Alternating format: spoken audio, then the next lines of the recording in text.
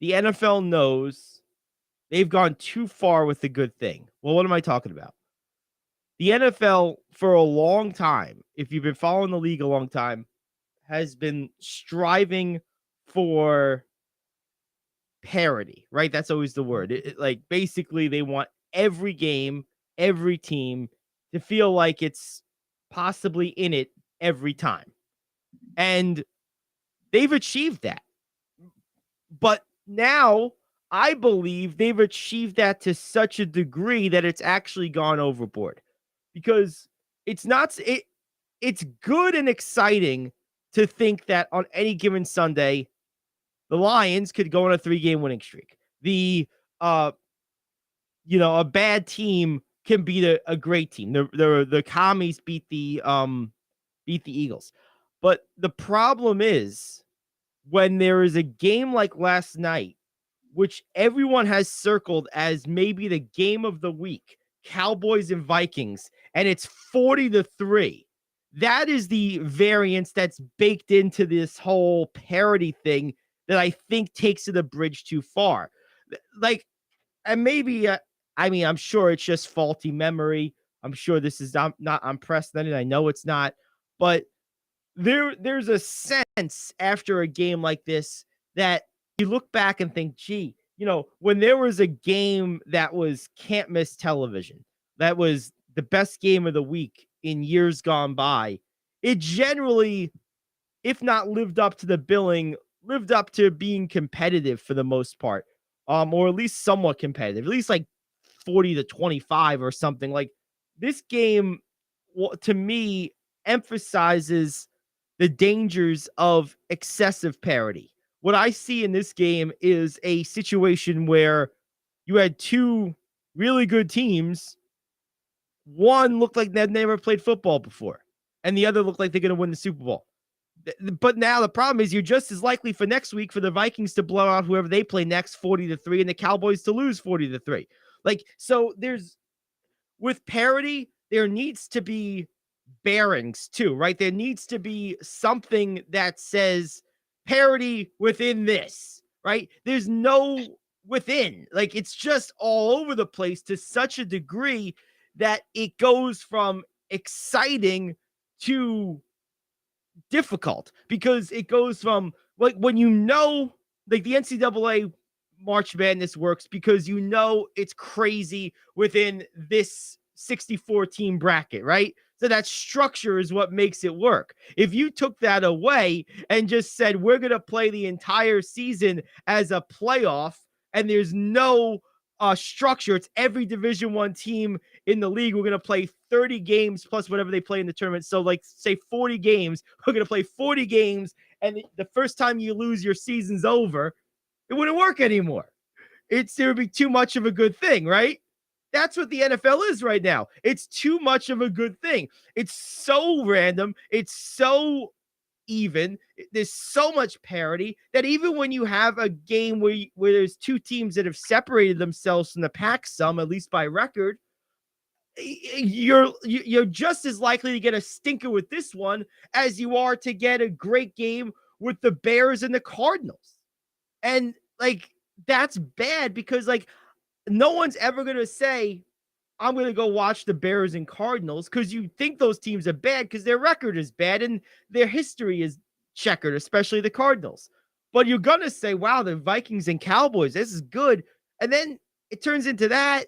Now, if you're like a casual fan that you don't have any need to, like, watch this every week, like, then you're going to be like, oh, I don't know what the hell I'm watching anymore. I don't know what's what. So whatever. And just kind of make it less of a priority. Now, the saving grace for football, where I started with this rant and where I'll finish, is it is such an addiction in this country. It's such an opioid that this is likely not going to matter.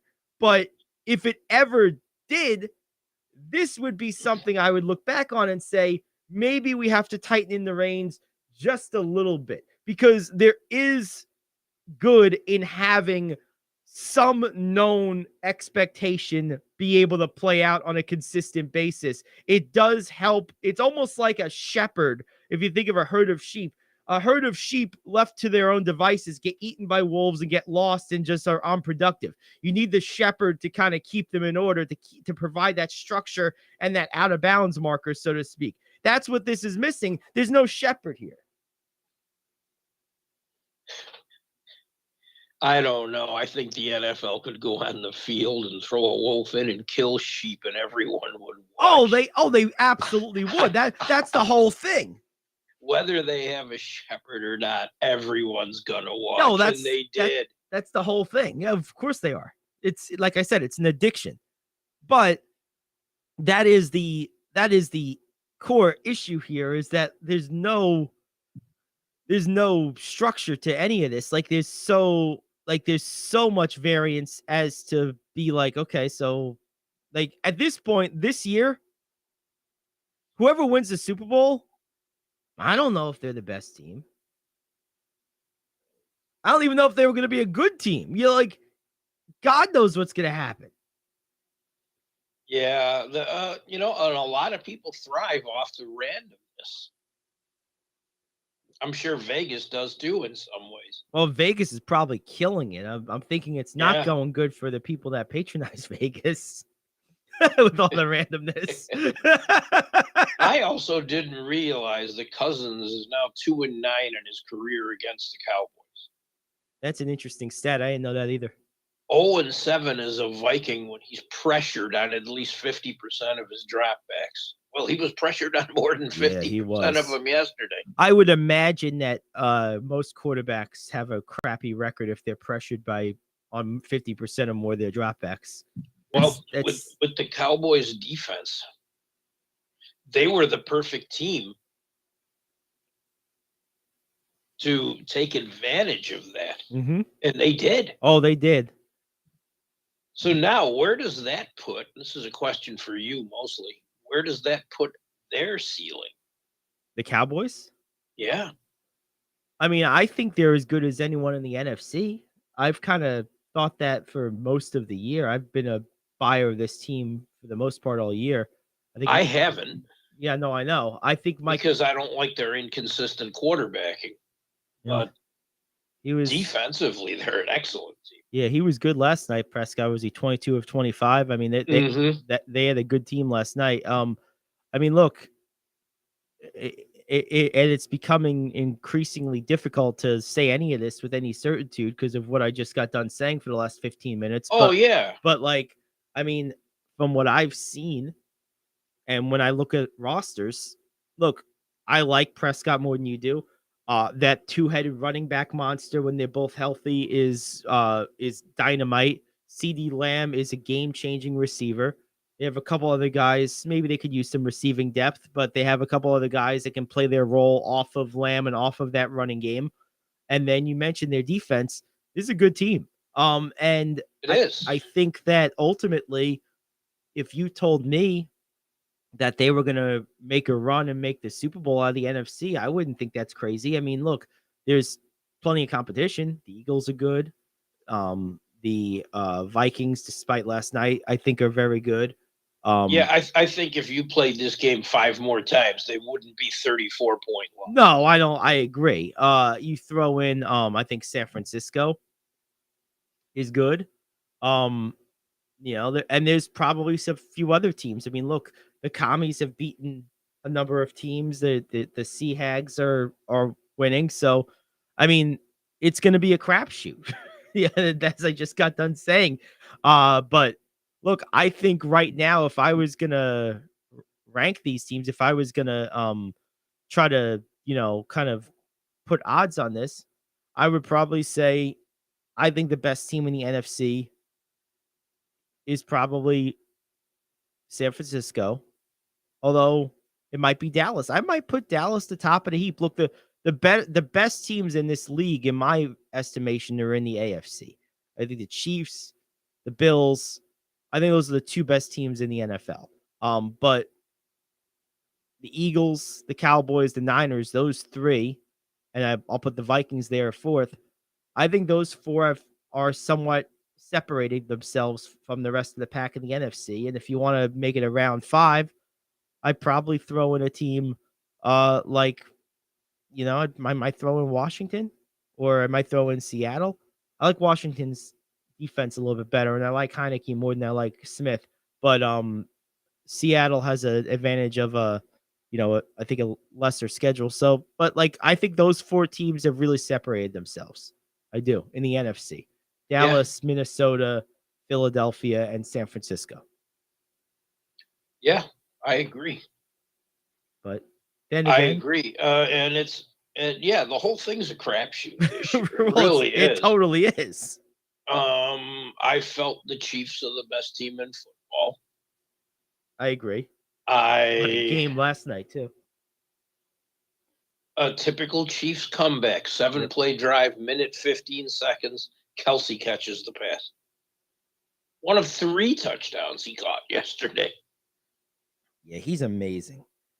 He's uncoverable. He's a monster. I mean, for as great as Patrick Mahomes is, and he is great, it is foolhardy to not attribute a healthy chunk of that success and greatness to Travis Kelce. It's foolhardy not to do that. Travis Kelce, other than maybe Tony Gonzalez, I think is the greatest pass-catching tight end we've ever seen. He's a monster of the highest order. You can't do anything with him. I agree. And everyone who said he was going to have a big fall off when he lost Hill. Nope. They got Travis. I'm coming to you more often. I'm living in your house. They've done that by committee too. Valdez-Scantling's done some nice work. Yep. The other receivers besides Hill that were there last year have all done their share. I still say they're the best team in football until someone proves me wrong. I think that's probably realistic. I mean, look, because the thing with them is you've seen it before, and we saw it again yesterday. You can't ever feel that you have them beat. Like there's no point in the game where you can say, okay, this is over. To quote Yogi Berra, it ain't over till it's over. Like not with this team, because they could put up 14 points in 12 seconds. You know what I mean? Like it's crazy. Good game tonight, by the way. Niners and Cardinals, Monday Night Football. This is a huge, huge game because of its division implications. This has been a funky division. The Niners just over 500 now, 5-4. Cardinals at 4-6 at home. Must win for both teams. Niners win this game. It puts them firmly into the positive record category and buries the Cardinals probably for good. Cardinals win this game, and boom, they're almost right there back in contention for the division. This is a huge, huge game. Have you heard anything about the starting quarterback? I know they say it's a game-time decision, but is it going to be Murray or McCoy? And I think the Cardinals have a better chance with McCoy. Yeah, I don't know. To answer your question, I haven't heard anything on it. I would rather have Murray in there than Colt McCoy. That's just me. I know Murray hasn't had his best season, but I like the way McCoy uses the receivers. Does it much better. According to ESPN's Ian Rappaport, or NFL Network's Ian Rappaport, I'm reading this on ESPN. Murray is a game time decision, but is, quote, unlikely to be available. Wow. So that's the latest information on that. Wow. And you know what else is interesting about this game too is, were the Seahawks on bye this week? Yes. So if the Niners win this game, they're tied in that division. Now, I don't know what they've done head to head, but they'll both have 6-4 records if the Niners win today. So this is a huge game. If the Niners lose, they're 5-5. That would move the Cardinals to 5-6. It would keep the Seahawks firmly in first place. So this is a big, big game. So the Niners beat the Seahawks in week 2. That was the only time they've played so far, I believe. Yeah, they play again in week 15. So if the Niners win this game, they'll be tied with the Seahawks on record, but ahead because of tiebreaker. And that week 15 game will mean a lot. Yeah, so this is an important game, even though the records aren't sizzling. This is an important game, has a lot of leverage, a lot of significance to it. Does. So, all right, we'll get into that game a little bit more later on, break it down. In the meantime, let's take our first break. We'll come back. We'll do our question of the day. Just getting rolling. It's a Monday edition of the Gary Ayd Show here on The Cave. Do you want to save money on your next flight? Then pick up the phone and call. That's right, call. Because the best prices are not online. They're with SmartFares. See, SmartFares has special deals with the airlines. When they have unsold seats, they use SmartFares to fill them. So you get airline tickets at crazy low prices. They have access to great prices and discounts at over 500 different airlines. Plus 300,000 hotels and rental car companies. Their prices are too low to publish online. With the extra money you'll save, you can book another trip or treat yourself to dinner or shopping. So stop searching all of those travel sites to find the lowest price on your next flight. Let one of our SmartFares expert travel agents find the best price for you. Call SmartFares today and get ready to see the world with a fat wallet. 800-370-2460. 800-370-2460. 800-370-2460. That's 800-370-2460. Come on, you watch the news. Be prepared to pay more taxes. Then if you owe back taxes or haven't filed in a few years, get ready. The IRS, the largest collection agency in the world, will be coming after you with the power to collect taxes by any means they want to. Hey, they can freeze your bank account, your passport, even padlock your business. Oh, good times. Look, if the IRS claims you owe them $5,000 or more in back taxes and they're coming after you, don't panic. Call my friends at Get a Tax Lawyer first. Their job is to negotiate with the IRS and save you money. They're experts at it. That's all they do, and you can trust them. In some cases, they have reduced a $50,000 tax bill to less than $1,000. If you owe the IRS $5,000 or more in back taxes, call now for a free consultation. Call 800-649-8617. 800-649-8617. 800-649-8617. That's 800-649-8617.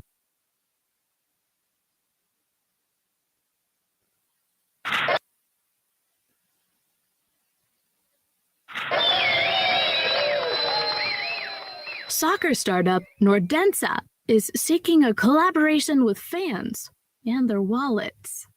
I am KO, back in 1 minute with your sports question of the day. You've been working hard, doing the right thing and paying your taxes and putting your hard-earned money in the Medicare piggy bank all your life. And now it's time to break the piggy bank and get something back. Medicare. If you didn't know it, Medicare is health insurance for people over 65, and you paid for it with your tax dollars. Medicare plans now have more benefits than ever. That's good news, especially if you're like me and looking forward to paying as little as possible for good health insurance. Call and find out what Medicare plan is best for you. Save your time. It's valuable. We've already done the research for you. And in one quick phone call, you can learn how to get the best Medicare plan designed exactly for you. Hey, it's one of the most important decisions in your life. Let us help you through it. Here's our number. Call 65 Plus Medicare now at 855-301-5506, 855-301-5506, 855-301-5506. That's 855-301-5506. Soccer startup Nordensa has just launched a new platform that will crowdfund prospects starting salaries. The company says their goal is to support younger players from developing countries. Nordensa has Premier League level scouts to identify the talent, which Sports Techie reports will primarily come from Latin America and Africa. The startup's app will launch in January with the opening of the winter international transfer window. Question: which would you be most likely to invest in, NFTs or players' actual salaries? This is like a revamp of a question from a couple of weeks ago. But Neither. Yeah, I'm not investing in someone's salaries. It's not my salary, and I'm not investing in NFTs. And I'm also, I said at the top of the show, I meant it. I'm not talking about the other football. Next question. To quote Drew Rosenhaus. No. When you said the other football, I thought you meant the CFL. Oh, yeah. The other football. Or should I say foosball? Foosball. Yeah. That now you know what I'm talking about. Oh man. Yeah, no, let's not even go there. So since we have an open segment here, let's go ahead and let's just go into Monday Night Football real quick. Let's break this game down since we kind of started to head down that trend before the break anyway. No Murray, most likely. The thing about this game is now DeAndre Hopkins, I got to look at him because he was on the injury report too. If he's playing, all bets are off because the thing is, he is a monster. I mean, DeAndre Hopkins by himself, he's one of maybe 4 or 5 receivers in the NFL that if he's on the field, gives his team a puncher's chance regardless of all other factors because he's just that good. He's such a monster. And looking at the injury report, questionable, but appears likely. So Murray questionable appears unlikely. Hopkins questionable appears likely. With the hamstring injury. So if he's playing, that's going to put some pressure on the Niners secondary. I think the Niners still win this game. The thing with the Niners that you always have to worry about is their offense going to be enough? Are they going to score enough? Now, since they've had McCaffrey, that's been less of a concern. That's why that was such a big deal to me, such a league shifting trade. And I think we still haven't seen the full brunt of it yet, but I believe we will. I think that gave the Niners the one thing they were lacking, which is just a go-to default where, if Jimmy's not feeling it one night or if someone's doing a good job on Debo or whatever, it gives them just a fallback go-to, like just get the ball to CMS and let him do his thing. And that could be on a handoff. It could be on a dump screen. It could be on a little slot dump, whatever. Like there's so many ways to just get him the ball. Like he's one of those guys that as long as you just get him the ball, he'll make something happen. Right. And that made such a difference with this team. And it makes it hard, in my opinion, to pick against them in a lot of games because like they still have all those other weapons. They were reasonably talented before this, with Samuel and with that great pass rushing defense with Bosa and everyone else that like they were already pretty good. You add in a player like that, I'll tell you what, this is maybe one of the better 5-4 teams I've seen in a long time. I mean, I think they're so much better than their record. I don't see the Cardinals winning tonight. I got the Niners in this one. I took the Niners as well for a lot of the same reasons. Isn't someone missing from that defensive line for tonight? Yeah, I think wasn't one of the Niners tackles on the injury list. Yes. Let's see. I thought I saw one, but I can't remember. I think you were right. Let's see. Yeah. Eric Armstead is out with a foot injury. And then Samson Ibakam is questionable. But he did practice in a limited fashion. Ibakam did on Friday, so he's probably going to play. So Armstead's going to hurt. Yeah. He's going to hurt because the key now, without seemingly Murray in there, is to put a pass rush on Colt McCoy because he's obviously not as mobile. Right. I think where McCoy gives them a bit of an advantage is he knows where these receivers like the ball, and he generally puts it there. Where Murray has been erratic. Right.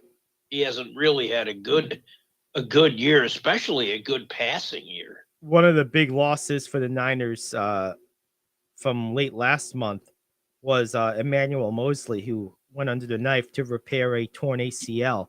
That was the end of October. So he, losing him was a permanent blow to their secondary for the year. But yeah, the guy you were talking about was Armstead. But no, you're right. I mean, Murray's been up and down passing this year. Not been consistent. I'm never one of these people that will say you're better off with a backup than your starter. Even when the starter has struggled some. I mean, when it's a clear situation of a backup versus starter. If you have something like what you have in Washington, where you effectively have two backups competing for who's the starter, that's a little different. But like Murray on his worst day, to me, is still a more you have a better likelihood of winning with him than you do with Colt McCoy because of his dynamicness. McCoy is fine. He's comfortable. He'll compete. He'll keep you in position, but there's a definite ceiling to what type of game you can play in if he's your quarterback and still have a chance to win. And that's what always concerns me. Eagles. See, for me, it's a toss-up. It's better for the passing game, but if the Niners pass rush is really clicking, they don't have a chance. Right. Where with Murray in there, it's not as good for the passing game, but he's infinitely harder to sack. Yes. And those scrambles often turn into big passing plays because the defense breaks down. Right. It puts pressure on the defense. Now the Niners are uniquely, I think, positioned to handle either of these scenarios because of the singular talent that is Nick Bosa. Nick Bosa is probably the best down lineman in the entire NFL. The guy's a freak of nature. He's also one of the most chiseled human specimens I've ever seen. Yes, he is. Oh, man. Hey, after yesterday, again with another play, I'll throw Watt in there too. Yeah, yeah. Watt's a beast. He just makes plays every week. TJ Watt, right? Yeah. Yeah. Gee. Yeah, he's a beast. Steelers look like a different team now that he's back. Yeah, they do. They gave up a lot of points still. They did. Yeah, they did. They lost yesterday, but I was surprised to see them score that many points, more specifically. I was too. It's been a struggle for them most of the year is scoring. Oh, they had a couple big plays, which they were lacking too. Yep. So there you have it. All right. So we both got the Niners in tonight's game. Let's take a break. We'll come back. We'll take a look at some NBA, some NHL action over the weekend. We got news you can use later on. Of course, the top 5. We'll take a look at how Rich and I did on the week overall. So a lot to get to, a lot of football still. Back after this is the Gary Ayd Show here on The Cave.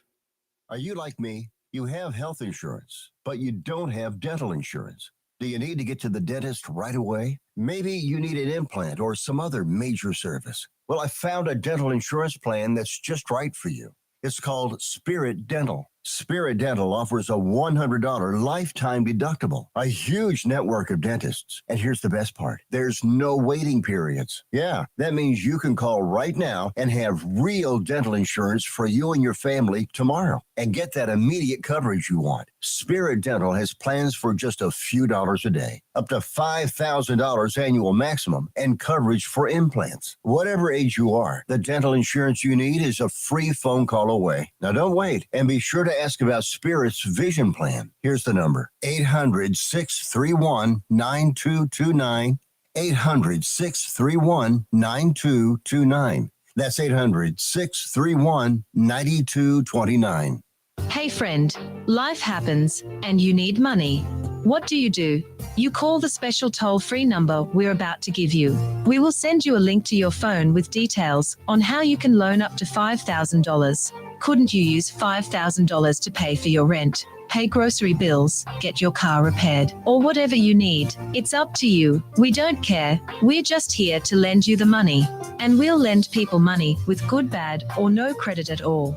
Of course, some terms and conditions apply, and you'll see those on the link we're going to send you. So if you need up to $5,000 maybe as soon as the next business day, call this number right now. We will text you a free link with details. Paid for by Money Mutual. Call 800-586-7112. 800-586-7112. 800-586-7112. That's 800-586-7112. All right, we're back. So it's time to get into some NFL, some NBA and NHL news from the weekend. One thing that I wanted to lead with today, Rich, is Anthony Davis seems to be back. Oh, baby, 3 straight games, dominating performances from Davis. Laker wins, sans LeBron. I mean, this has been awesome. Now, of course, the pundits are all out there saying, are the Lakers better off without LeBron? No, because ultimately, no, absolutely not. That doesn't make any sense. But Plus, I have no faith Davis is going to do this in 5 of the next 7 games. no, well, that's the thing is like, the implication with these pundits is that Davis is doing this now because LeBron's out, so he has the freedom or whatever. Like Davis can do this with LeBron there too. You think LeBron at his age and his style of play with being a pass first guy for his whole life, you think he wouldn't relish this? You think he wouldn't do everything in his power to foster this? He, at his age and his many years in, he doesn't want or need to do all the heavy lifting. No. And for some reason, Davis won't do it when LeBron is there. Right. That's the thing.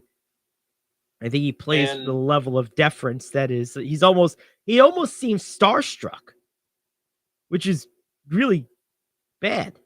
It is. But no, Davis to me has really turned the corner. Now, we'll keep this with a grain of salt. It's been the Spurs, it's been the Pistons. They haven't been beaten world-beating teams, but they're not a world-beating team. So wins are wins. Yep. And when you're this many games under 500, you need to stack some wins to get back to even.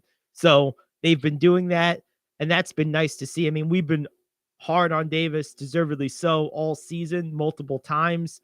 So it's only fair to point out when he's doing what we were asking him to do, and he's doing it at a high level right now. Another 30-point, 15-rebound game. He did it well last night, too. He sure did. I'll tell you, that was great. Yeah, he sure did. So that's been big. The Knicks continue to struggle. A struggle. You're so nice. I'm a nice guy. The Knicks continue to stink. What about the Warriors had a nice bounce back last night. They did.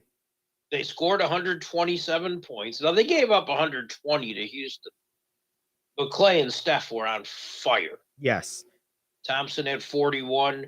Curry only had 30. You believe this? Only had 33 with 15 assists. Only had 33. But what a slacker. Is this bandage they've had the last couple of games big enough to cover the wound? That's my question to you. The Warriors you're talking about? Yeah. I don't know. Beating the Knicks, beating the Rockets. It was a nice bandage to put on. Yep. Put on the cut, but how deep is the cut? I'll tell you this. I've always said this about the Warriors during this whole run they've been on the last 8-9 years. I think as Clay goes, the Warriors go. If Clay Thompson found his stroke as a result of this game, then or his confidence, or both, right? I think that ultimately the answer to your question is yes. I think that because I think this is not if Clay found his rhythm, this isn't a Band-Aid or a bandage anymore. It's a suture. I think if this was just an aberration, then no. I think he's their best, most important player. I think he always has been. And I think if he isn't at the top of his game, it's proven to me that the Warriors can't compete without him being at the top of his game. They need him more than anybody on this roster. And I think that last night showed that. I mean, big performance. And if he's going to be himself again, then I think the Warriors will rattle off a bunch of wins. I do. He dribbled last night, too. He drove in for a dunk. Yep. But this isn't supposed to happen. Yeah, now Klay Thompson is a I think it was a confidence. Oh, yeah, and it was a confidence builder for him. Big win by the Nets in Kyrie Irving's return. 14 points in his return. Kevin Durant with 26, 7 and 7. Nets beat the Grizzlies. What was Simmons' line? I was going to say, don't look now, but Ben Simmons has found himself. Of course, he's a center now, which is funny, but he had 22 points, 8 rebounds, 5 assists, 11 of 13 shooting. So it's because he took all layups. Well, that's what he's supposed to do. But he was moving without the ball. Yep. And he had a couple of dribble drives too. Yeah, I mean, he was creative under the basket. Yep. I think this is what they've been looking for a long time. Big out of him, and that's 3 games in a row he's done well. Yeah, I think he's starting to find himself a little bit. Big night for Joe Harris too. Not a huge ton of points, 13, which is solid but not spectacular, but 4 of 6 from 3. that's exactly the type of spacing you want to get from him. Yes, absolutely. So that's important.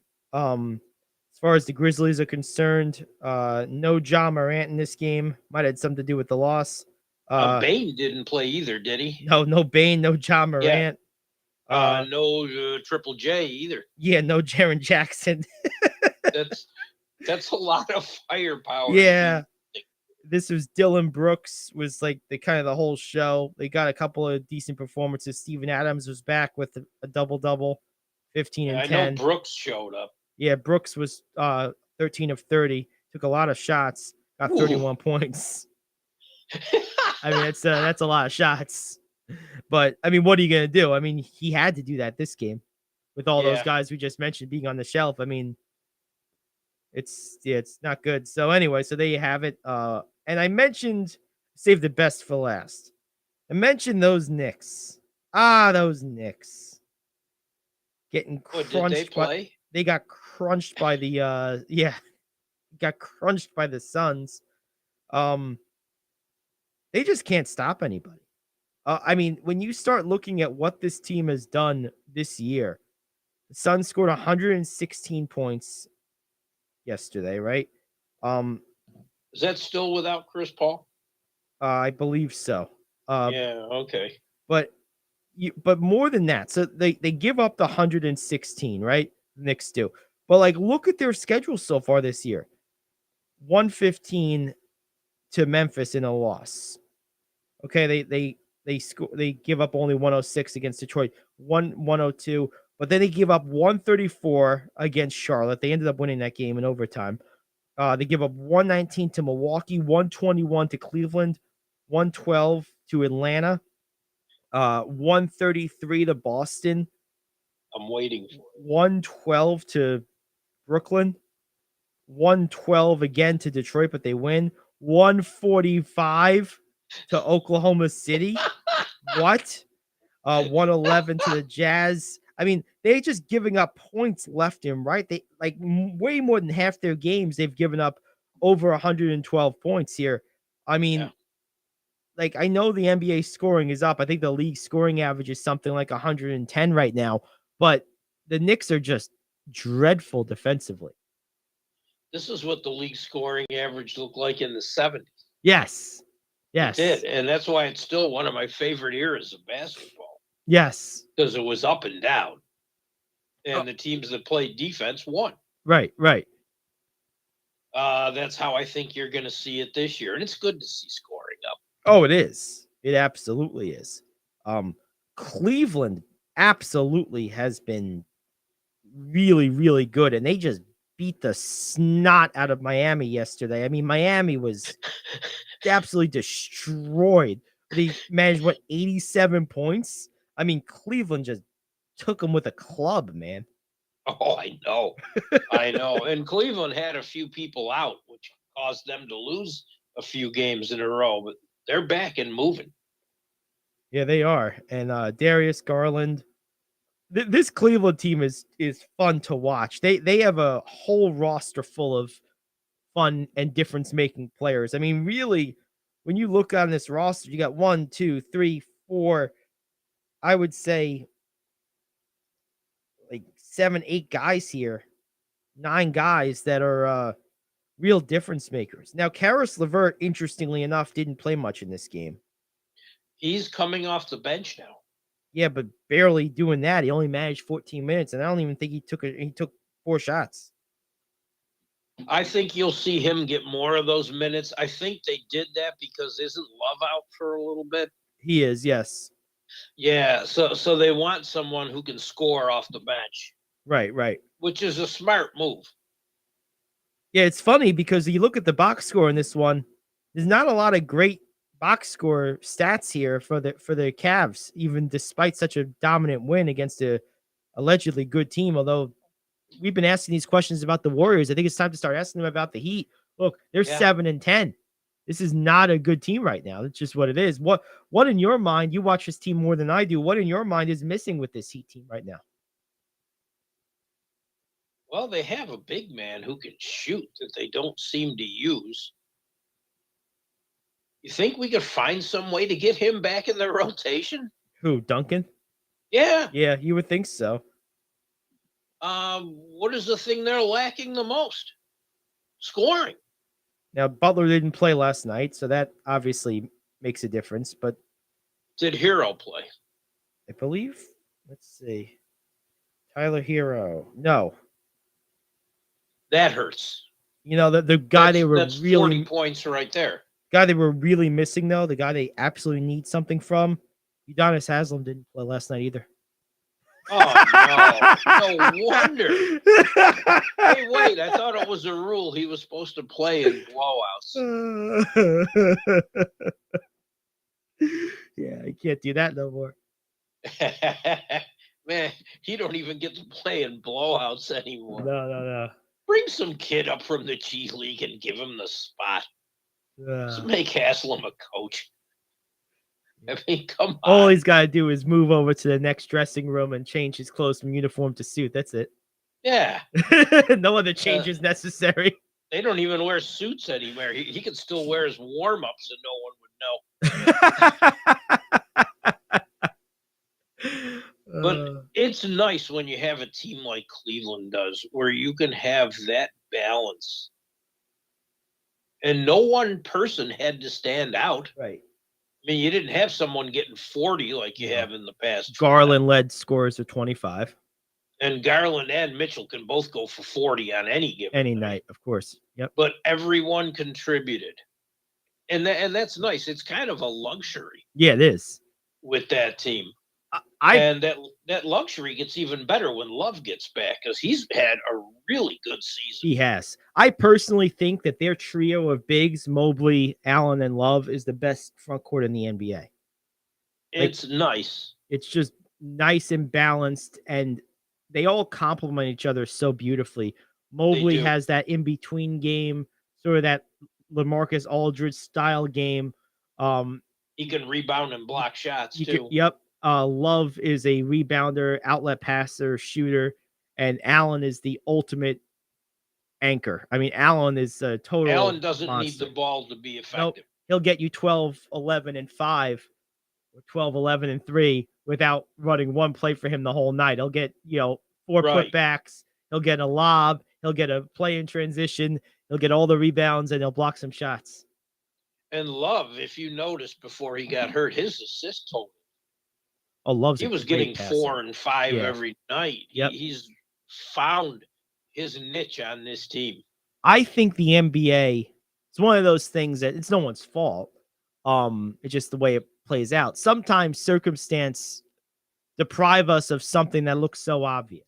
And I feel that the circumstances surrounding most of Kevin Love's career have deprived us of a lot of opportunity to watch a really excellent player in big situations. Like Kevin Love would have been a great player to have on a consistently good team, a team that was consistently in the playoffs, because people would know a lot more about what he brings to the table. If that was the case, he'd be talked about a lot more, because this guy does all the things you need from a winning basketball player: outlet passes, rebounds, spaces the floor. You mentioned his passing. I mean, he's done this his whole career. It's just that 90% of his career has been played in Minnesota and non-LeBron Cleveland. Right. And this is the first time that this Cavs team in the post-LeBron era is actually good. A little bit last year, too. Post-LeBron Cleveland had no idea how to fit him in. Right, none. Well, no, because he was like a leftover from a bygone era. Like he wasn't. Right. He just kind of bought his time there for a little while. They paid him. And he just kind of sat there and, went through a lot of garbage. I'm happy for him. Bickerstaff knows how to use him. Yes. No, I'm happy for him. And that makes a big difference. Yes. I am too. Bickerstaff a coach of the year candidate right now? Possibly. Yeah. Quite possibly, actually. Yes, I don't know what to do with Miami, but this is a team that is, they have some problems right now. They're better than this, but I don't know how to make them better. They can't absorb night-to-night losses like Butler and Hero on the same night. They can't. There's not enough scoring depth on this team. Like I said, they have scoring on the bench, but somehow late in the playoffs, he fell out of favor last year, and they just stopped using him. I don't think he's forgotten how to shoot. If they're not going to use him, move him to a contender before the deadline. I would take him on the Lakers because he can help. He's just what they need. Yeah. Floor space. Yeah, I would love him on the Lakers. He's 6'11" and he plays guard. Yeah, I know. Yeah, you can't find the way. This is one of those that's confounding. It's nowhere near the level of the most confounding. Can't find a way to fit of all time to me. In my lifetime was absolutely Mike D'Antoni publicly saying, well, Pau Gasol doesn't fit our system. What? You make the system fit Pau Gasol. There's that doesn't even make sense. You have a 7-footer who can do everything and he doesn't fit your system. Well, I guess your system sucks. But first of all, show me where he wouldn't fit in that system. As good of a high post passer as he was. No, that's the thing. He would have easily fit into that system. He didn't want to fit him in. That was the problem. Right. He just stuck him in the corner and turned him into friggin' Bruce Bowen. Like, dude, what are you doing? So this is nothing like that, but this is a pretty egregious, bad coaching job from an otherwise really good coach. I mean, you got to give Spo a little heat here. No pun intended. I mean, this, this guy is, something has to be able to be done about this. Like, yes, it doesn't make sense.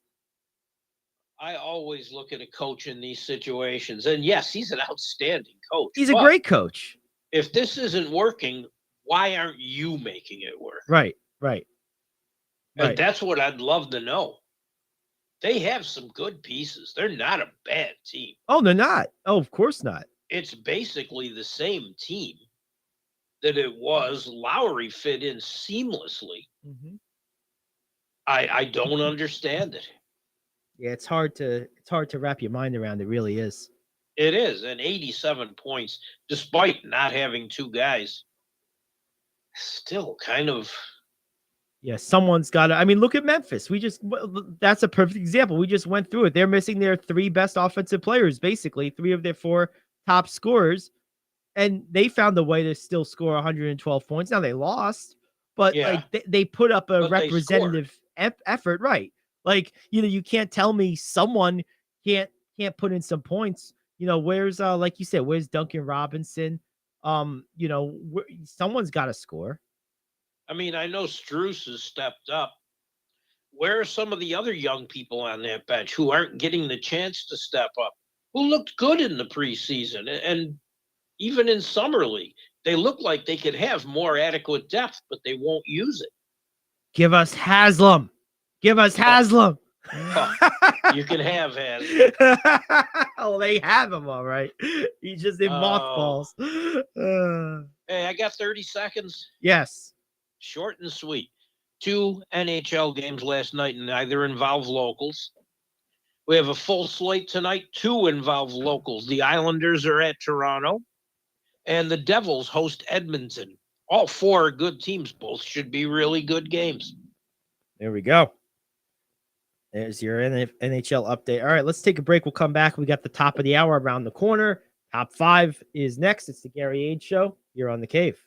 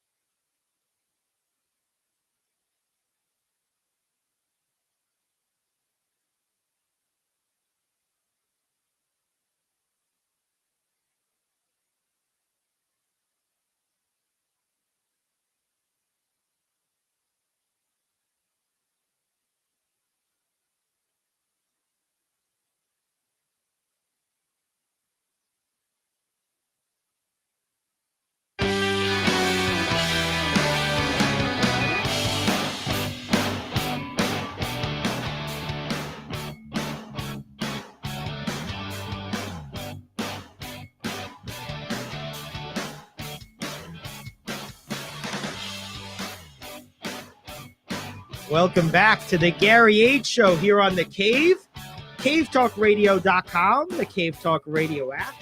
Great to have you aboard, Gary Ayd, Rich Anselmo.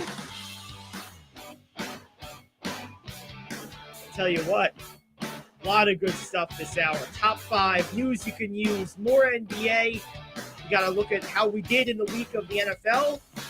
A lot to get to. But right now, top of the hour, we know what that means. Jack George, hit it.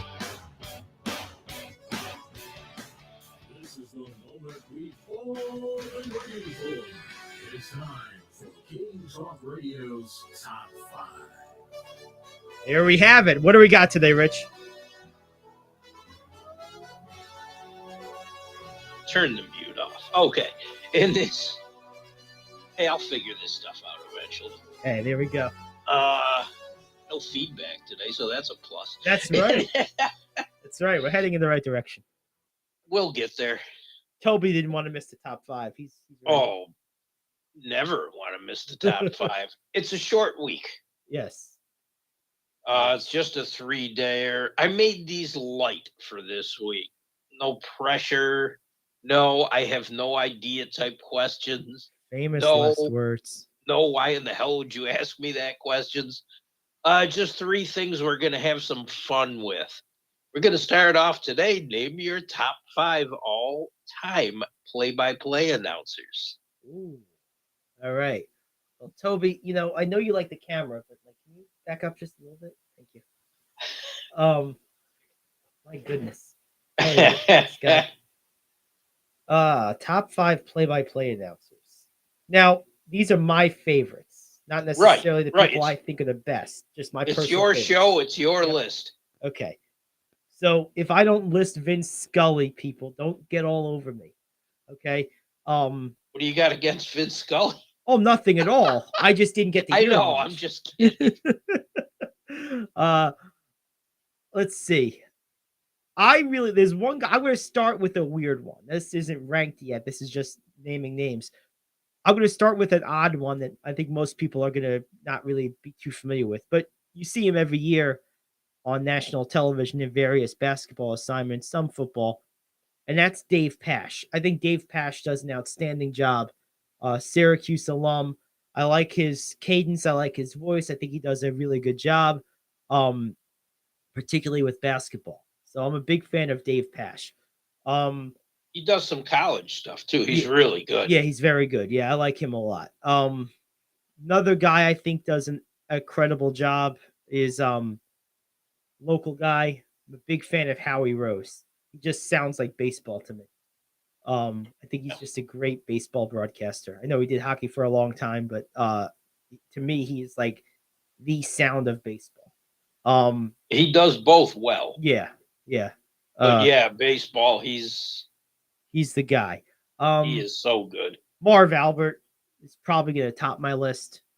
Is the greatest broadcaster in my life. I mean, the guy of my favorites. I mean, he was just unbelievable. Let's see, who else can I mean, there's so many. I mean, Al Michaels does such a great job. Yeah. I'm about to tick off half the internet, but Joe Buck is amazing. I'm sorry, you haters are wrong. This idea that there's like this cottage industry of like a hate Joe Buck fan club basically is insane. People have no idea what you're talking about. This guy He wouldn't be in my top 5, but I don't hate him. Yeah, I mean, I don't know if he's going to make my top 5 either, but like he is so good. And the thing about Joe Buck that makes him so good is he understands better than anyone maybe I've ever listened to when to let the moment speak for itself and just shut up. Like he literally will just let the crowd talk for 30, 60 seconds. And I know it makes his co-partners antsy because it's very unnatural to a lot of broadcasters to not fill every second with spoken content. But the truth is, like, one of my favorite calls of all time was the 99 All-Star game when Ted Williams was sitting on the field and everyone was mobbing around him. And for a good 2 minutes, Joe Buck said nothing. I remember that. And it was awesome. It was just a moment in history. And Buck has a perception of that and just lets those moments unfold. And that's a rare thing to be able to paint the wordless picture, Yeah, no, that's what I or mean. let the wordless picture paint itself. The other thing I think Joe Buck does as good as anybody is he will. I can tell if I have a game that Joe Buck is calling on. Let's say I have a game on Fox, well now ESPN, and I'm in the kitchen doing something. I can tell by the exclamation points in his voice how big of a moment it was, where in the game they are.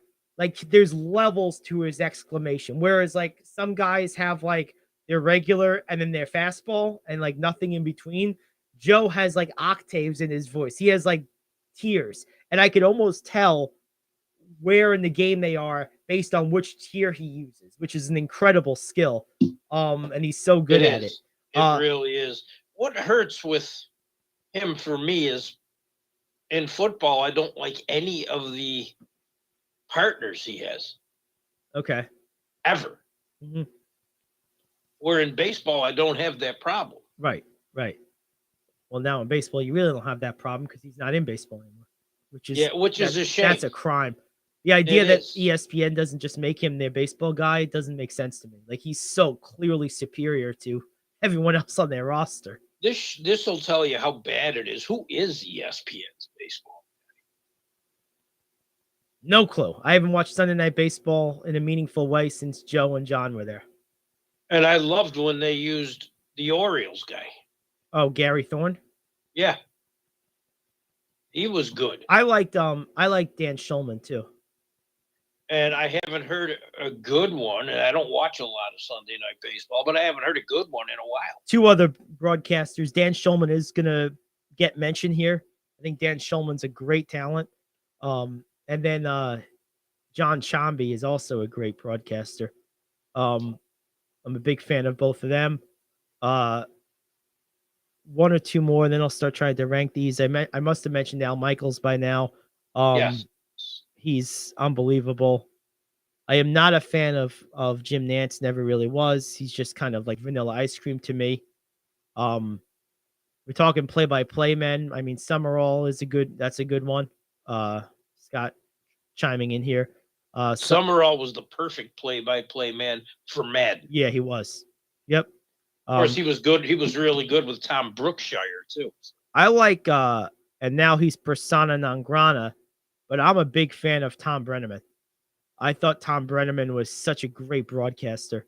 I loved his football work. And then Dick Enberg is another one. Dick Enberg was awesome. And I'd be remiss if I don't at least mention Gary Cohen. I'm surprised only one NBA guy. Yeah, well, the thing is, Dave Paster's sort of an NBA guy too, but Marv is so far in the way the best NBA broadcaster I've ever heard that like I just it's hard to put anyone else in that list. The other thing is the next one that I would mention, I don't look at him as an individual broadcaster. It would have to be a package deal. That would be Breen, Van Gundy, and Jackson. Like they're not individuals anymore. They're tied at the hip to me in my mind. It's like you can't have Stockton without Malone. You know, you can't have Bird without McHale and Parrish. Like they're just joint. See, now I think Mike Breen is just one of the greatest ever.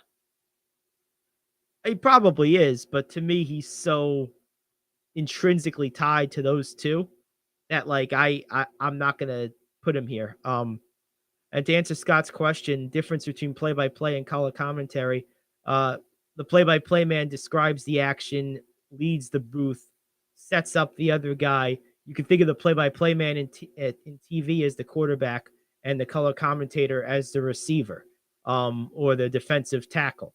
The color commentator is generally a retired player or a retired coach, generally has that sort of quote unquote expert insider perspective. That's what they try to build.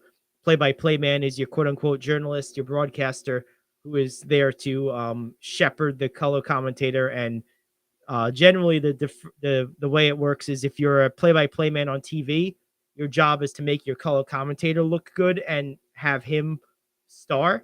And if you're a play-by-play man on radio, then you're the star and the color commentator fills in the gaps.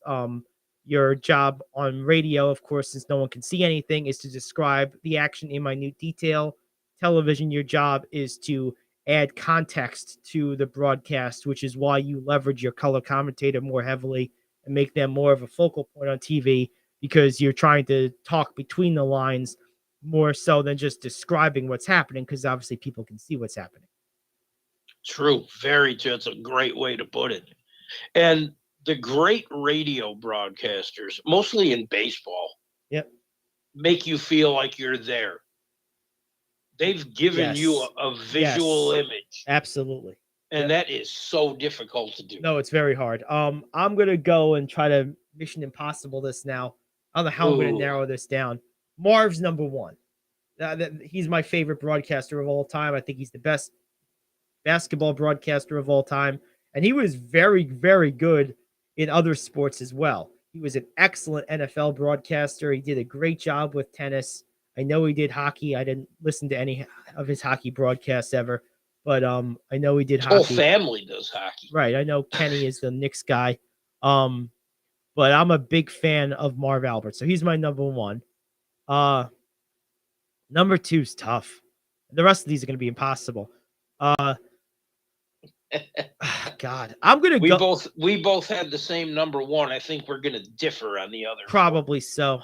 I didn't think he was even going to make my list, but I think I'm going to put Joe Buck at number two. The more I think it out, he does two things better than anybody.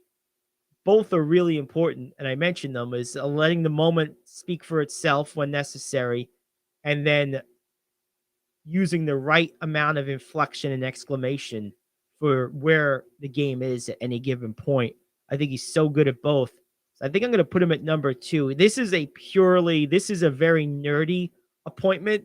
This is a purely technical appointment. He's nowhere near my favorite, but as a fellow broadcaster, his aptitude is so incredible that this is a pure merit-based appointment here and skill-based appointment. Nothing to do with my personal favorites. Just his skill is otherworldly, in my opinion. So I'm going to give him his just due as a result. Whereas Marv is my favorite, plus he's incredibly skilled, but Marv is just my guy. Number three. God. I think I'm gonna go Howie Rose. I think Howie Rose is like the quintessential like baseball guy. To your point about painting a word picture and giving you a visual, Howie does that brilliantly. It reminds me of a story. I've told this story before, but I think it bears mentioning here. Early in my broadcast career, I was an intern at WFAN. And at the time, they were the flagship of the Mets, not the Yankees. And of course, so Howie Rose was the broadcaster back then too. This is 2009. And there was a play that year, pretty famous. You probably remember it. Luis Castillo dropped a fly ball, the former second baseman. And we ran both the Met feed and the Yankee feed. And because they were the flagship of the Mets, they didn't let interns touch that feed. So I was responsible for the Yankee feed, right? So I'm trying to make heads or tails of this mess that John Sterling said. I don't even know what happened. I'm waiting for the TV replay so I can like put it together so I can, because my job is to edit the clip down so it can be played on the air as a highlight. So I'm trying to figure out, well, what the hell is the highlight? Because I don't know. I'm confused. John Sterling just made a mess of it. He butchered the call completely. And then I just happened to be like, well, let me listen to Howie Rose. And Howie Rose was like, oh, that's what happened. It was like Castillo back, drops the ball, and the Mets bungle one or something like that. I was like, oh, okay. Sterling, meanwhile, I don't even remember what he said. It was just so confusing. So that like encapsulates to me Howie Rose's ability to succinctly describe things. And so I always remember that. So I'm going to go with Rose at 3. Plus, he's an absolute historian of this sport and the team in particular of the highest order. That's one of the things that the Mets have such a blessing of. Him and Gary Cohen are just such baseball nerds. Both of them know so much about the history of the game, history of the team. And that's important in a broadcast, in baseball in particular, since there's so much time to fill. That lends itself to great stories, and Howie's a great storyteller. So I put him at I 3. like that. Yeah, Like that. yeah. So I'm putting him at 3. Number 4, maybe there's a couple here. I can mention Summerall. I like Dave Pasch a lot. I got to go Al Michaels though. I think if you ask me the best broadcasters of all time in a purely analytical, objective way, removing my favorites, I'm not so sure he wouldn't top my list. It would be him or Marv. There would be number 1 and 2 for sure in some order. Al Michaels is as great a broadcaster as has ever lived. He's done every sport under the sun at the highest level. I mean, he was way back when he was a great broadcaster in NCAA basketball. Of course, he called the Miracle on Ice. Everyone knows that. He was the broadcaster during the '89 World Series during the earthquake. Of course, he's become a legendary NFL broadcaster in the second part of his career. Al Michaels is as good a broadcaster as there ever was. So just by pure magnitude of talent and accomplishment, he's making my list at 4. Plus, I love listening to him. Wow. I didn't think we'd both have him. He's my number 2. He's your number 2. Yeah, Al Michaels is awesome. And then number 5. This is, I don't know. I'm gonna leave so many people off. You tell me about it. It's so hard. Tell me about it. I left Rick Jenneret off my list. Yeah, it's tough to do. I know that was hard for you. I'm gonna go with God. Man, number 5. Jeez. This is hard. I'm gonna go with Pat Summerall. Because Madden and Summerall was almost almost like a pronoun. Like it was so synonymous with football for so long that I think that speaks to some larger level of impact than most broadcasters could ever dream of. He's probably not anywhere near the top 5 of my personal favorites, although I appreciate his velvety voice and his ability to keep Madden in check. But especially at the beginning of Madden. Yeah. Madden got better with age, but he tended to ramble. Yeah, he did. But I think just pure impact, I think he has to be on there. If I was going purely on my personal favorite, I would probably put in place of Summerall, I would probably throw either Dave Pasch or maybe I really like I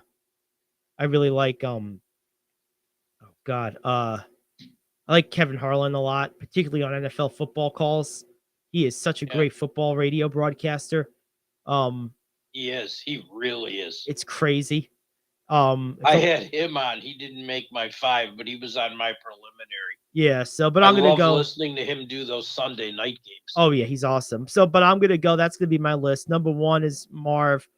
Number 2, I'm going Joe Buck. Number 3 is Howie Rose. Number 4, we're going with Al Michaels, and number 5, I'm going with Pat Summerall. Is my top 5. We both had the same number 1. I had Michaels 2. I had Doc Emmerich 3. Yep. Okay. Who was to me the American voice of hockey. Yep. Number 4, I had Mike Breen because I couldn't possibly leave him off. He's that good. Yeah. And number 5, Ralph Lawler. It's a personal choice. It's a good choice. I mean, I thought about Chick Hearn. I had him on my list too. I could have put just L.A. on my list and made one category with Hearn, Lawler, and Bob Miller. Yeah, absolutely. And then one other Legends corner right there. One other guy I want to just give a quick mention to, just because he's so unique a voice in sports history. I don't even have to say his name. I'll just reenact for a second. How about this guy? Now there's a standby bird. The one and only Johnny Most. Havlicek stole the ball. Oh yeah. Oh, he's the man. But yeah, I gotta go with my list. I'm comfortable with my list. There's a lot of names to leave off. That's a hard thing to do. Yeah, there is. I've left off some people I love. That's Yeah. I mean, Spiro Ditas is another guy I think does a great job. I was disappointed when he didn't stick with the Lakers because he was so good. He spent some time with the Knicks too. Yeah, very brief time. And I don't like their current broadcast team at all. It's very vanilla. There's nothing wrong with it. They do a credible job, but there's just nothing interesting right about with it. it. Yeah, it's one of those. Okay, they're there, Yeah. and that's a shame for a market like this. You know, another tandem that I really like while we're on this topic, I love the Nets radio crew of Chris Carino and Tim Capstraw. They do a phenomenal job. They bring a lot of personality to their broadcast. They're awesome. I really like them a lot. If I could put them on my list Ryan as a pair. Rucco on ESPN. You like him? Also, yes. Yeah, I'm not a big fan. I don't. His calls are just. Yeah, I don't know. He's not one of my favorites. He doesn't add too much. He just. Yep. Gives you enough. Yep. And I respect that. Yeah. He's not one of my favorites, but he does a decent job. I don't think he's terrible. I think he does a credible job. I love Capstraw and Carino though. Those guys are tremendous together. Bob Papa and Carl Banks are very good for the Giants. I have not heard. I've only heard them here and there on Sirius. They're very well. That's why I listen to them too. Yeah, I could listen to them locally also, but I listen to them on satellite for the most part. They do a very good job, and they work. The thing that stands out with them is two things. Bob Papa does a lot of what Joe Buck does in terms of I can understand where in the game they are based on the level of intensity in his voice. He does that exclamation very well. And then the other thing is the two of them work brilliantly together. They are like, they do a symphony together. They really know each other's cadence so well. And then you throw in Howard Cross just for good measure on the sideline. He's been there a long time. Those three have been an entity for 20 years or better. It's been a long time. And that's nice when you have that good of a team where there's no changes need to be made. Yeah, it's wonderful. It's very comfortable. They had that here in Buffalo with Van Miller as well. Yep. He was also not just the Bills guy all those years, minus a few. He was also, for the 8-year history of the Buffalo Braves, the NBA play-by-play guy. And it was his first love, and he was as good at it as anyone was. And I can vouch for that because I sat right next to him. There you go. All right. Well, let's take a break. We'll come back. Let's take a look at how Rich and I did this week in the NFL. We'll also give you a look at some NBA games the next couple of days, and we'll continue on from there. It's the Gary Ayd Show. Back after this here on The Cave. Are you like me? You have health insurance, but you don't have dental insurance. Do you need to get to the dentist right away? Maybe you need an implant or some other major service. Well, I found a dental insurance plan that's just right for you. It's called Spirit Dental. Spirit Dental offers a $100 lifetime deductible, a huge network of dentists. And here's the best part. There's no waiting periods. Yeah, that means you can call right now and have real dental insurance for you and your family tomorrow and get that immediate coverage you want. Spirit Dental has plans for just a few dollars a day, up to $5,000 annual maximum, and coverage for implants. Whatever age you are, the dental insurance you need is a free phone call away. Now don't wait, and be sure to ask about Spirit's vision plan. Here's the number: 800-631-9229. 800-631-9229. That's 800-631-9229. Hey friend, life happens and you need money. What do? You call the special toll-free number we're about to give you. We will send you a link to your phone with details on how you can loan up to $5,000. Couldn't you use $5,000 to pay for your rent, pay grocery bills, get your car repaired, or whatever you need? It's up to you. We don't care. We're just here to lend you the money. And we'll lend people money with good, bad, or no credit at all. Of course, some terms and conditions apply, and you'll see those on the link we're going to send you. So if you need up to $5,000 maybe as soon as the next business day, call this number right now. We will text you a free link with details. Paid for by Money Mutual. Call 800-586-7112. 800-586-7112. 800-586-7112. That's 800-586-7112. quick little bit of news that loosely relates to the sports world.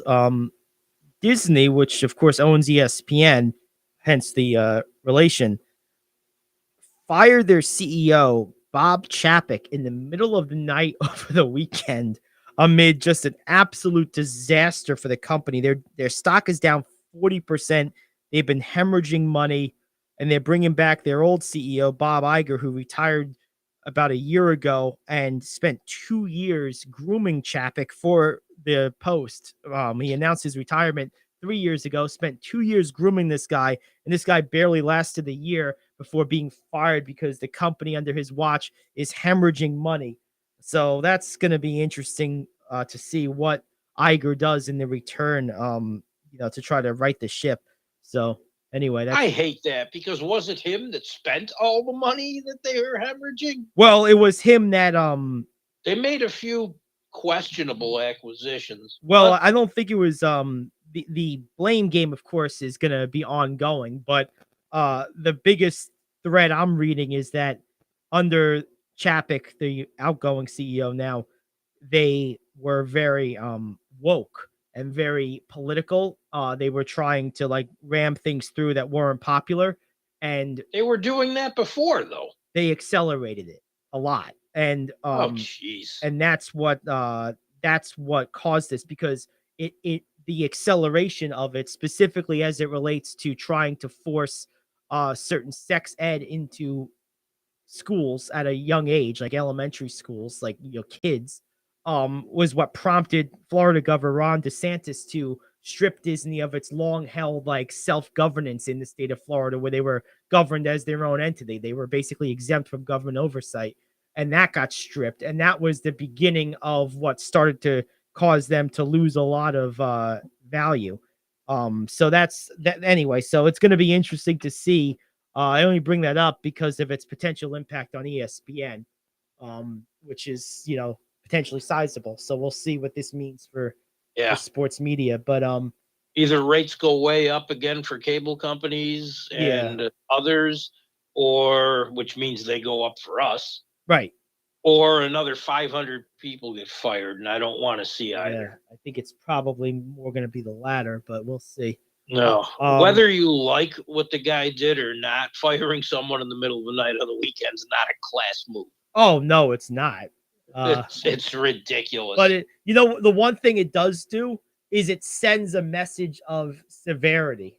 Like it's like a 5-alarm fire, right? Like you only do that if it's like the house is burning. Well, so that's the only. I don't know. That's the only. I don't like it. Oh, I don't care. But I think I know you don't care if I like it, but no, I didn't mean that. I don't. I'm personally not a fan of it. I don't care that they fire them in the middle of the night, is what I mean. Oh, okay. Thank you. Yeah.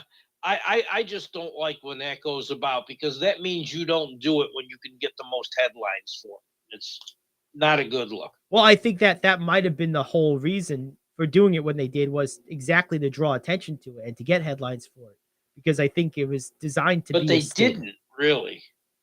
Well, I wouldn't have mentioned this if they fired them on a Tuesday.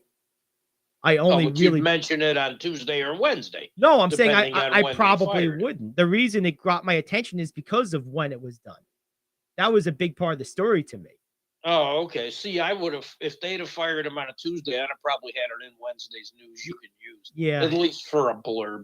Yeah. No, the fact that they fired them over the weekend is what, like, it's the same reason that I remember it being a bigger story when the Mets fired Willie Randolph way back when. They did it in a similar fashion. And it was a story that had legs as a result of that. But in any case, that's that. So, all right, how did we do in the NFL this week? Okay, we were each 8-5. Okay. Which is better to win more than you lose. Yep.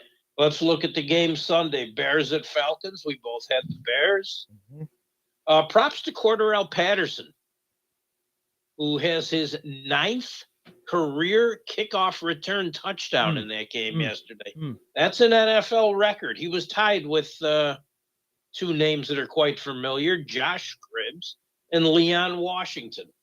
But now the record is all his own. And I've been holding this back. I didn't want to torture Scott too much today. I'm sure he's tortured already. That was a very Jet-like thing to do yesterday. Play a 3-3 game all the way and then lose on a kick return, a punt return. Well, we won that game. We did. Yeah, that was where I was going next. Not without controversy, because that could have been a block in the back on that. They kind of brushed it off, but would it have mattered? That would have meant it was at the 15. They'd have put the ball down at the 25, and they'd have probably tried a 43-yard field goal. Yeah, they would have which won. would have given them the win They would have won anyway. anyway. But in that wind, you never know. The Eagles beat the Colts. We both had that one right, but man, did it feel wrong. It did. It really Although, did. That was an ugly game. You're down by 10 in the fourth quarter. They haven't had that instance a lot this year, and it's nice to see them be able to come back from it. Yeah. It's good, and it's good for them too. Yes. Coming off a loss, it's like, all right, let's not get too full of ourselves here. Is there any doubt that Taylor Heineke is going to be the starting quarterback in Washington? We had that game. I certainly hope not. And I hate to say it because this was not all his fault, obviously, but how soon before the Davis Mills experiment ends, Houston?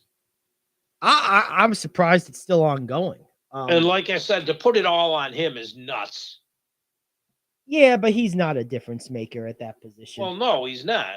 He's But just how a many guy. teams have difference makers? No, but I mean, when you don't have anybody, you're going for that difference maker. I mean, it would be one thing when you have where you get in trouble is when you have a guy right in the middle, right? Like when you have a Jimmy Garoppolo, when you have a Kirk Cousins, when you have a Dak Prescott, those guys are hard to replace because the likelihood of you getting someone better than them is so low, but the likelihood of you winning with guys of that caliber is equally unlikely. And so it becomes that's where you're kind of stuck. I can move on from a Davis Mills very easily. I can move on from a Taylor Heineke relatively easily, even though I think he's done a decent job. But he's definitely in that group where, like, if I can bring in a guy, I will. Some of those middle guys, man, those middle upper guys are tough to replace because they're just, I mean, how much better are you gonna do really than Dak Prescott? I mean, that means you're gonna have to get like an Aaron Rodgers, a Lamar Jackson, a Patrick Mahomes, like, and you got to be lucky to have one of those fall to you. Right, exactly. So that's why those guys end up having, like, Matt Ryan has a 15-year starting career because he's good enough that, like, you just can't replace him. Right. What else we have yesterday? We both had the Rams against the Saints. We lost that one. Stafford left the game early. Yep. Being evaluated for a concussion again. Mm-hmm. That's what took him out last week. So they ended up losing that game. Fourth straight loss following their bye week. It's tough. Yeah. We both had the Bills beating the Browns. For about the first quarter to maybe the halfway point of the second quarter, the Bills had a bad stretch of football. I'm not going to blame them. I kind of had a feeling they may have been a little distracted, especially considering they had just gotten there. Yeah. Saturday. And the way they got around was they had to be dug out by their fans, which is gotta love Bills Mafia. Which is cool and weird at the same time. It definitely is very showing weird. up at these guys' houses with snow blowers. That's amazing. And digging them out. What was the final tally in Buffalo? Orchard Park had near 80 inches of snow. That was the highest. A lot of areas had 5 feet or more. Oh my goodness. Does this rank? I mean, I'm curious where this ranks of Buffalo's all-time snow accumulation in a single storm. It has to be somewhere on the list, doesn't it? Second highest. It is, okay. The one in 2014. I don't know if I told you on the air, but I know I told you off. I was in downtown Buffalo when that hit. We had about 2 inches, 3 inches of snow. But if you look towards the South Towns, you saw a large white wall. It was literally a wall of snow that was 7 feet high. And I know people south of the city that did not get out of their house for 2 weeks. Wow. Amazing. Uh, But yeah, the Bills righted the ship. They ran well and they stopped the run yesterday. Very nice to see. wow. Things everyone was complaining they couldn't do. Because the bottom was, the sky was falling at that point, even though their 3 losses were by a combined 8 points. Ravens, Panthers, we both got that one right. Not an exciting game. Nope. But it worked. Yep. Giants, Lions. Not a good week for New York football. No, we both got that one wrong. Yep. The Lions are on a 3-game winning streak, and I feel so happy for their coach because this is just actually making him not be miserable for a change. I got a call from Jack George, who's a Lions fan, about 10 minutes after that game expired, and I knew why he was calling, so I said, a 3-game winning streak. Oh, I can imagine hearing that in his voice too. And great. He was so happy. I was like, yeah, go Jack. 3-game winning streak. Cowboys, Vikings, you had right. I had wrong in a big way. Why do you think I was giving that right? That one apart. Yeah, I didn't think I was we giving that right. We both had the Raiders against the Broncos. Yes, we did. We won barely. It was like, does anyone want to win this game? And the Raiders just sucked a little less than Denver did. That's all it Although takes.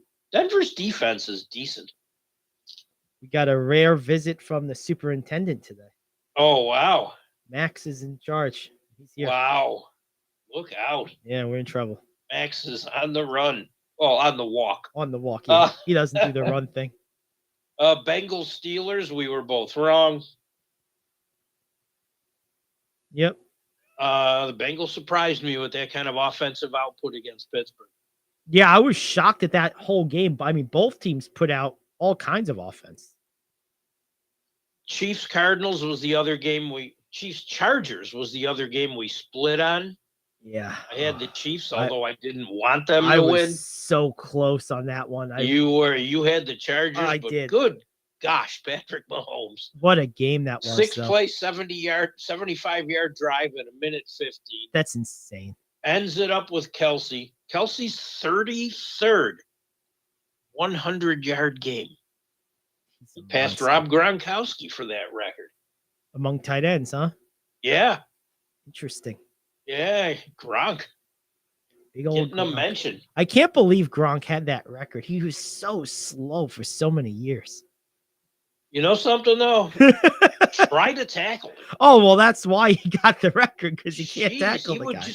He would just either rumble over you or bounce off of you. Yeah, it's definitely the case of the tortoise versus the hare. I need the tortoise wins. Once he had those injuries, he lost a lot of his speed. Yeah. But he never lost his ability to run a route or his hands. And smash someone in the process. Yeah, which made him an even better run blocker than he was when he was young. Yeah. It's true. He's just a great tight end. Yeah, he was. And, of course, we got tonight's game, and we agree on that. We both got the Niners, yep. Yeah.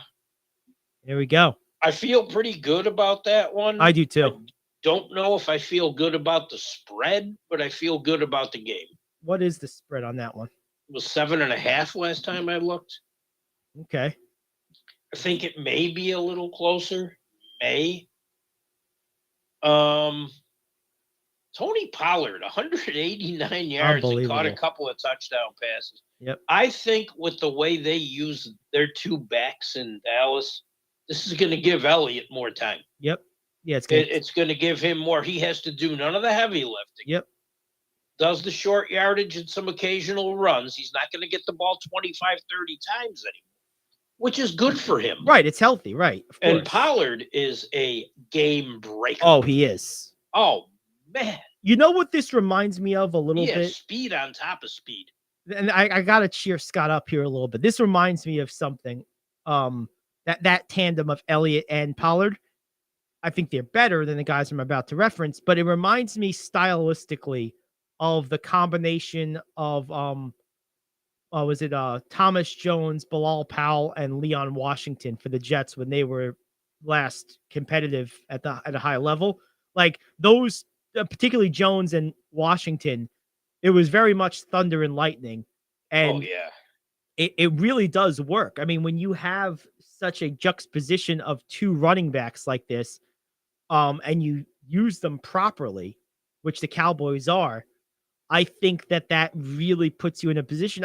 This is why I said it wouldn't surprise me in the least if the Cowboys were representing the NFC this year, because that's a lot to stop. And then you throw in a game breaker like CeeDee Lamb and a great defense. Man. You know? And what control does he have on the sideline? He's so My good. word. He's so good. He is a wonderful receiver. It took McCarthy a while to figure that out because he didn't totally figure it out last year. No. And it took him some games this year too. And that's something you and I had discussed in the preseason when you said, they're fine giving Zeke the work. I'm like, no, get Pollard in there. Mm-hmm. Yeah, now they're breaking up the work. They're dividing it.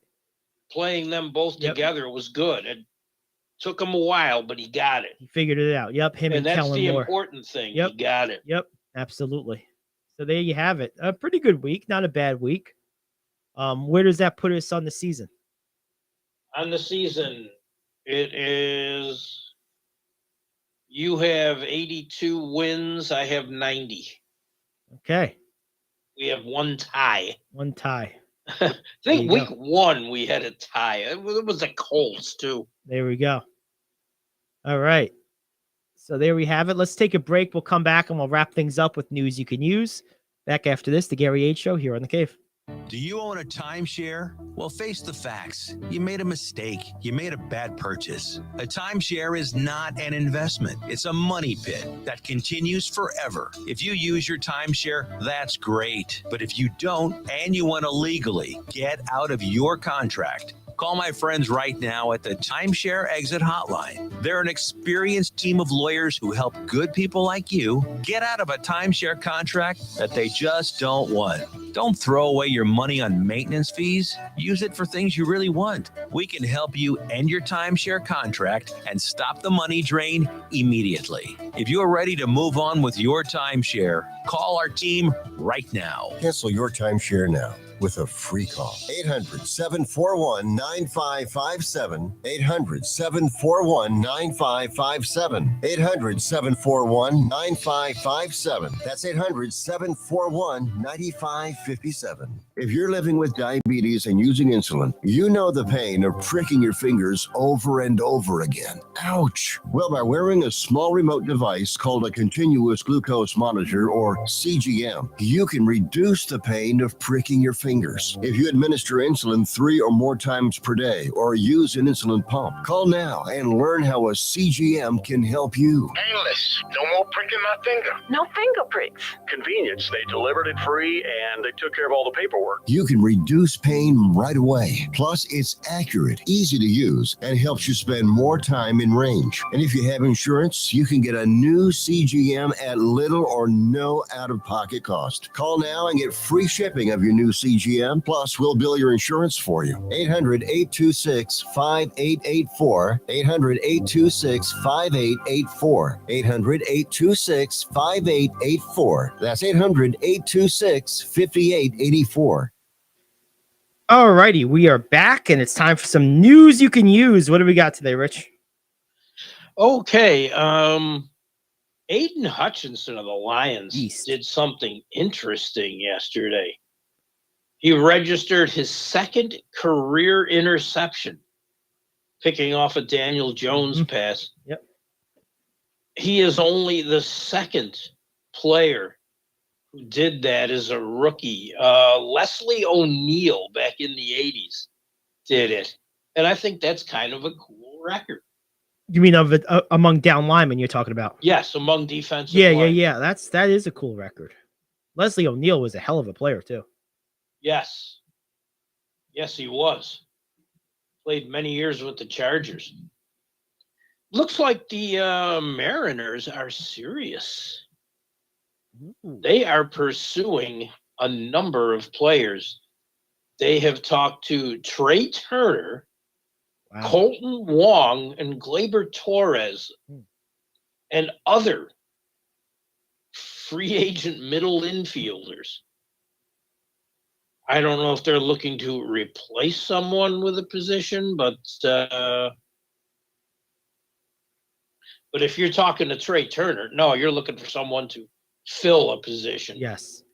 See, I think that Gleyber Torres would benefit greatly from a change of scenery. I feel I he's do too. He There- didn't have a bad year last year. no.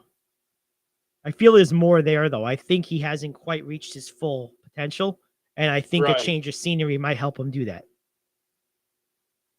Colton Wong of the Brewers is no slouch either. But if they land Trey Turner, That would be look big. out. That would be big. It's nice Look to see out. a few different teams actually in the hunt to try to acquire top name talent. Like it's nice to see Baltimore, Seattle, maybe Cleveland in the hunt. Like there's a few extras that are in the hunt now that Yes. that aren't usually. And it's nice to see. If you thought the Padres were finished when they went after Juan Soto and Josh Bell last year, giving up half their farm system to do it, they're targeting Jose Abreu, and he is their top priority in free agency. He's been around a long time. Can you imagine throwing that into that lineup?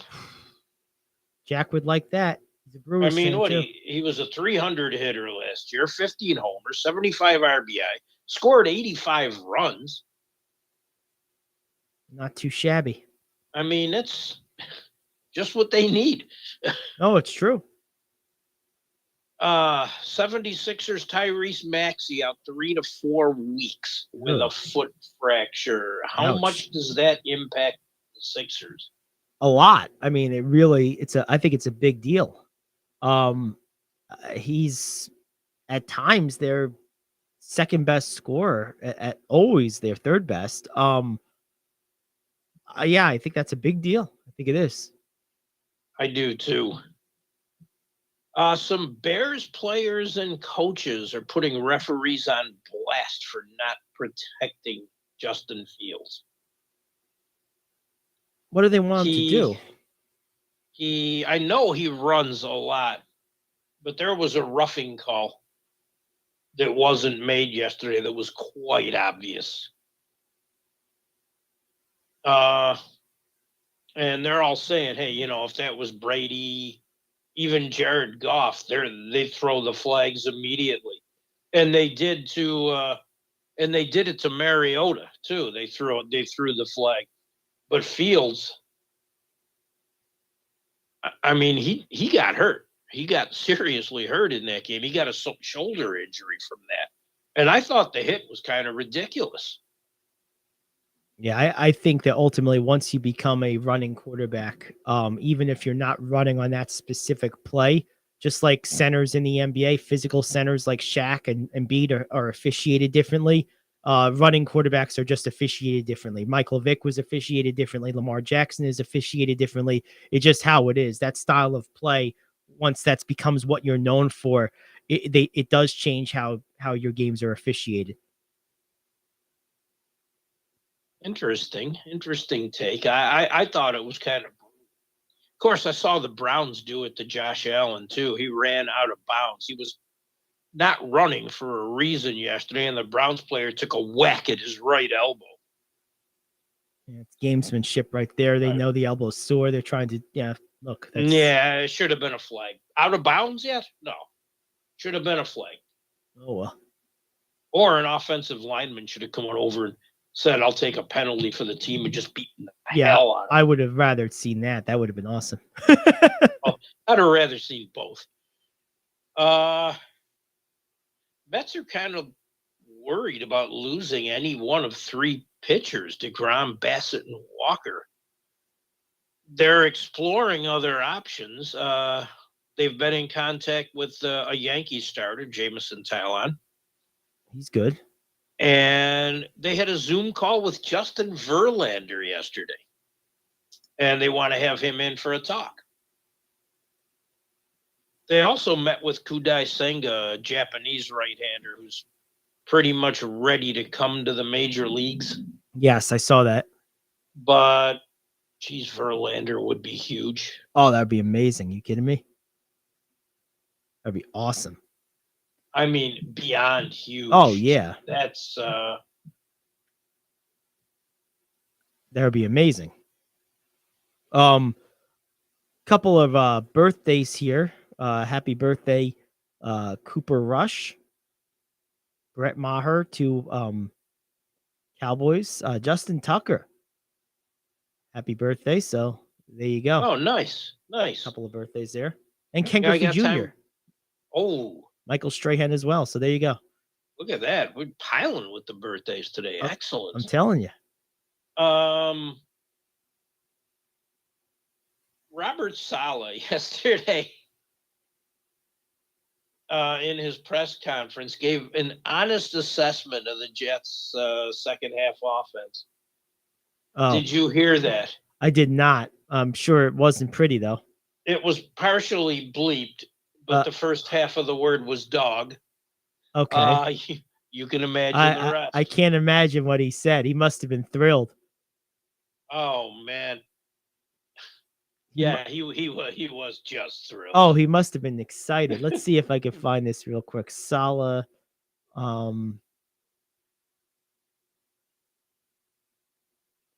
second half offense. Here it is. Okay, let's play it. Let's see what we got here. That's funny. I mean, these coaches, man, they work their asses off in these games, prepping for these games. It's no wonder they get emotional sometimes. Yeah. I mean, it's a lot of work. It's a whole life, basically. You really do nothing else. It's crazy. It is. It really is. Only 2 total yards. Yes. Dog. Oh. Nice and succinct. Yeah, nothing more needed to be said. Not nice and succinct. I got time for 2 quick NBA blurbs. Do it. What do you got? Jazz point guard Mike Conley out at least 2 weeks with a left knee strain. That's going to make it tough on that young team. Yes. And Damian Lillard expects to miss time with a calf strain. Also going to make it very tough on Portland. And that kills their depth because Gary Payton Jr. is at least 2 weeks away from coming back. Sheesh. Well, there you have it. All right. Well, that does it for us. We will be back tomorrow, 10 to noon, Wednesday, 10 to noon, and that will be it for this week. Thursday and Friday, we are off. Ooh, we got to make our picks on Wednesday. We do. We absolutely do. So we will have that. Tomorrow we'll be back in our normal spot. And then next week, the following week, just another quick programming note. No show on the 29th, which is a week from tomorrow. We'll be taking that day off as well. I got some traveling to do. So we'll be in New York City. Well, I will be anyway. And then back to normal scheduling from there. So there you have it. We will see you tomorrow. Oh, I got to take that day off then too. Yeah. I gotta write you some traveling music. Hey, there we go. Traveling man. I like it. All right. Well, that does it for us. We'll see you again tomorrow, 10 to noon, the Gary Ayd Show here on The Cave.